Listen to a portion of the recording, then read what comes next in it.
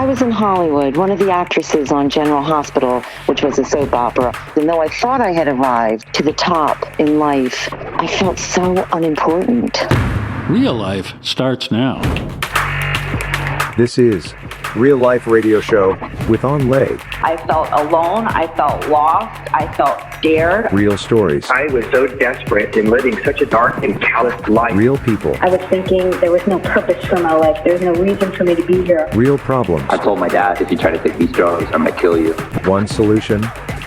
God. Hope is a person, and his name is Jesus. And now your host, Lay. Hi, this is Evangelist Lay. Welcome to the Real Life Radio Show, where we're going to talk to real people who had real problems but found answers in a real God. Today, we're going to talk about living a shallow life, a life that craves attention, money, power, influence, and wealth. And the idea of the pursuit of happiness can lead to even less happiness. Why is that? Seeking happiness is the American dream, isn't it? Yet so many Americans are unhappy, living off of anti-depressants, prozac. How is this possible? Well, on our show today, we will have Tina Gallo, who is a famous actor in General Hospital and played the role of Didi, amongst many other movies.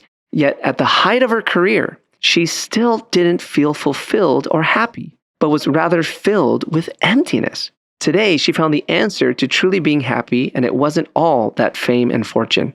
Tina, welcome to the show. Oh, well, thank you for having me, Lee. Tina, I'm so glad to have you on our show, and I think we have a lot to learn from your testimony because you played in shows like General Hospital, which I've always known about, and many other movies, like shows like the new Mike Hammer show, The Love Boat, the movie Christmas at Keystone. You really had the spotlight on you, and today you're an acting coach. Tell us about your acting career. Yeah, well, I'm still an actress as well, but thank God I'm doing it for His glory and getting involved in faith-based films or at least movies and features that have a good message about them. But it always wasn't like that, right? No. You were in like Hollywood of Hollywood. I was. So you want to go back a little bit then, I'm guessing. Yeah, so what was it like? When I was younger, I wanted to be in Hollywood. How was it? Yeah, well, I started out in training, obviously, in New York City. Go a little bit further back than that, I was actually on the road with Mr. Frank Sinatra for a couple of years. No way. Well, I was selling his novelties, is what we called it in the day, but basically his merchandise.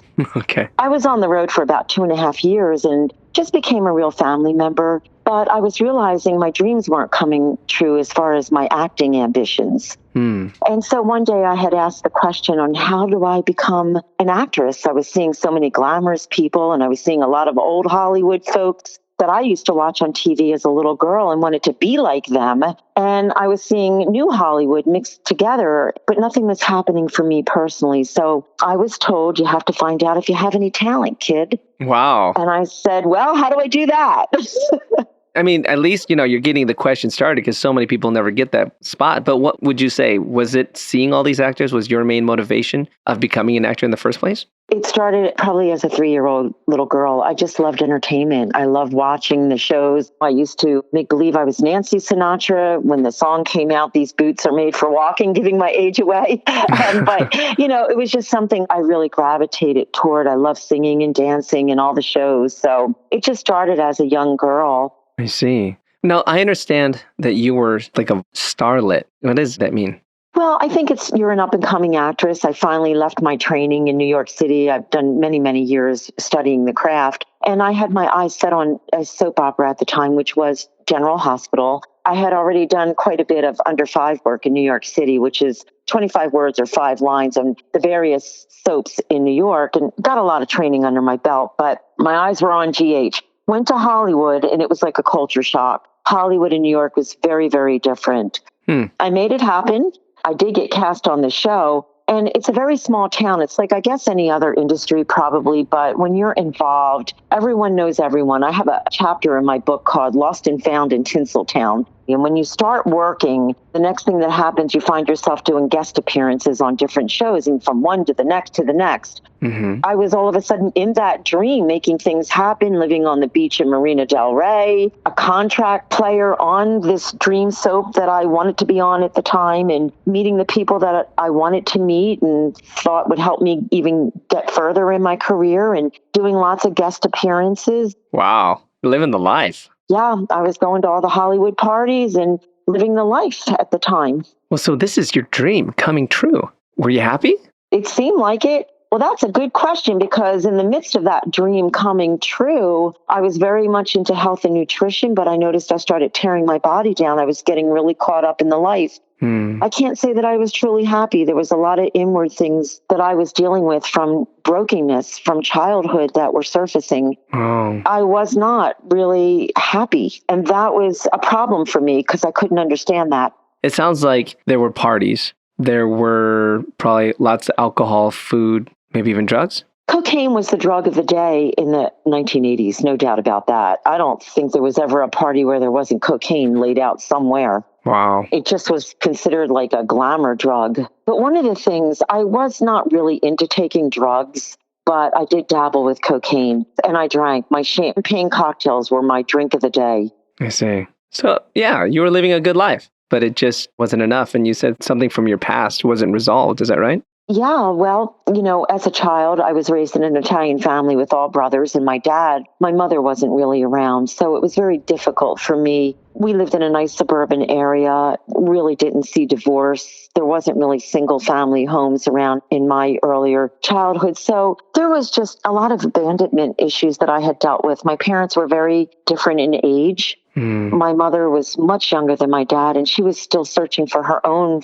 desires in life. She came from brokenness. So it just kind of trickled on down to me. And I basically was finding my own way, kind of raising myself. Yeah. So it sounds like going with your mom, it kind of left like a void in your heart. Oh, huge. Absolutely. Huge. You were needing that. So how did you compensate for the lack of attention and validation that you were missing in your life from your mom?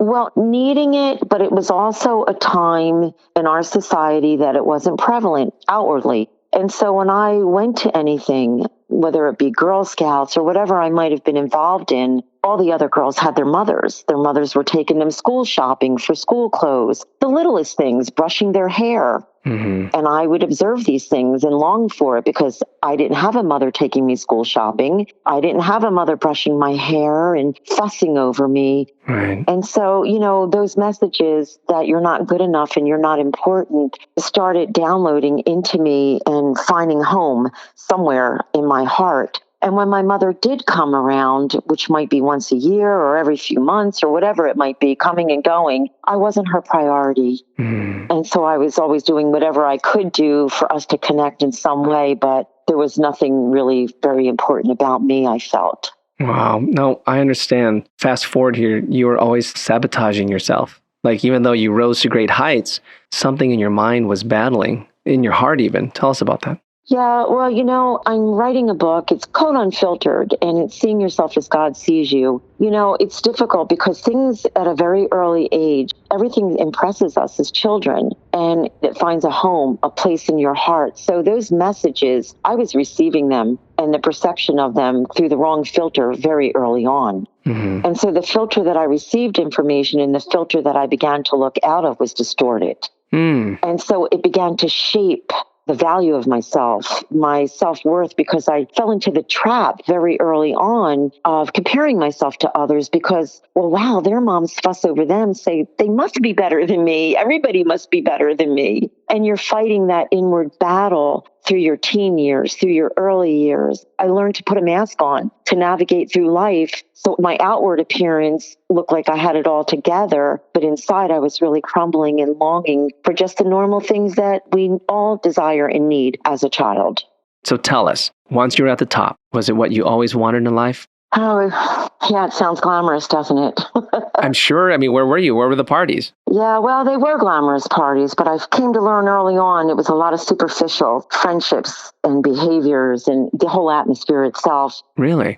I was living the dream. When you're on a show, everybody wants you to come to their parties as well. Yeah. So whether you're really a friend or not, it's just who you know and everybody's linking together. That's not to say people didn't have friendships, but what I did discover is if I wasn't on that show, I'd probably never be invited to that party. And so you would walk in, you'd see a lot of the different stars or people that were professional working actors in the industry. But it was a lot of linking up to people trying to get what you want. There was a lot of superficial relationships. I see. I was at a party one night at Connie Stevens' house. She was a famous actress in the day. She lived up there. I think it was in Bel Air. Very dangerous when you're driving around California up in the hills like Mulholland Drive and all through there. You're going down these canyons and you can spin out of control and go off the cliff and die. So the last thing you want to be doing is drinking. And I walked in and the first thing handed to me was a champagne cocktail. So I started drinking with no food in my stomach, just going into the evening, not even thinking about what I'm doing. And then it was time to leave this party. And I won't mention his name because everyone would know this actor, but thought he was a pretty decent friend of mine. And that evening, they put me in my car to drive.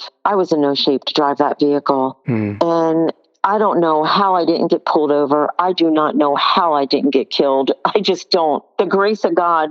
But I remember that weekend when I made it home from Beverly Hills to Marina Del Rey. It had to be an hour drive at least. And I really started thinking about it. I could just see God was pursuing me, and it led me to questions that weekend. And I thought, man, these people, they really don't care. Oh, wow. Who would put somebody in a car in the shape that I was in? And that just put me on a journey to really realize that we were all in this together and we were all looking from each other to gain something. Yeah. My relationships, I don't really think were solid friendships when I look back. We were kind of all self-serving. For you too, right? Like you were there also to make those types of relationships. Yeah, well, I was very selfish. I was totally caught up in it because, again, I was so broken inside. So I knew how to wear the mask really well. And everything that I based myself on was what I had and what I didn't have. Right. So my value came from how much money I made. Right. So it didn't feel enough. Nothing was ever enough. Felt empty. You know, you're always putting on a show. Never filled the gap. You're always putting a show on. How did you eventually stumble upon Jesus Christ? Well, you know, my Aunt Franny. Really? She was a devout Christian. She saw me on TV and sent me this card. I was reading it. She said, I look beautiful. A wonderful little message. But the very bottom of the card said, God bless you. Now, I was raised Catholic, and I heard those words all my life. But that day, that moment, they became three-dimensional. And it was after this event that I just shared with you. One of my brothers also asked me one day on a telephone call, so Tina, I've just got a question for you. If you die, where are you going? And I just kind of fluffed it off and said, of course I'm going to go to heaven. If you die, you go to heaven. And he said, are you sure about that? And I said, yeah, Frank, I'm sure about that. And I was just trying to get rid of the call. But these things were taking root in me. They were planting seeds. And then after that party that I had gone to and I was reflecting, I met someone at a nail salon. And it was very weird because the nail salon I would normally go to would squeeze me in no matter what. But that weekend, they did not. And I went down, I think it was Pacific Coast Highway, and I went into this little nail salon, and this beautiful, gorgeous Polynesian type of woman came out to get me and brought me back to do my nails. And as she was, she starts talking about Jesus. What? Really? That's what I said. What? This was like going on every other day now. And it brought me to tears because I had already been reflecting on my life. And I kept asking myself, no matter what I'm gaining here, nothing seems to ever be enough. Wow. Nothing is filling the void. All the brokenness started coming to surface because money doesn't take care of that, doesn't heal the brokenness. These things were not dealt with and nothing could cover it up. I kept learning to cover it up, but not deal with it, not learn, not grow. So as she was talking, I remember asking her, well, wow, you look so peaceful and you just seem so happy. She was one of the most real people I had met out there. Oh, gosh. In this little nail salon, sitting in the back doing my nails, and she was gorgeous. That was the thing. The Lord knew I even needed to see that because I was so caught up in appearance at this point in time. And I just listened and latched on to every word. And I said, how do I do it? How do I get what you have? And she said to me, whenever you leave, just go, whether you're in your car, whether you're taking a shower, just ask Jesus to show you the way. And I promise he will. Wow. And that's what I did. When I got out in my car, I remember just sitting there and crying. And I remember saying, I want what she has. It was so real. She was so comfortable in her skin. And I said, show me the way. Show me the way. And I never stopped praying that prayer like she told me to do. And he showed me the way.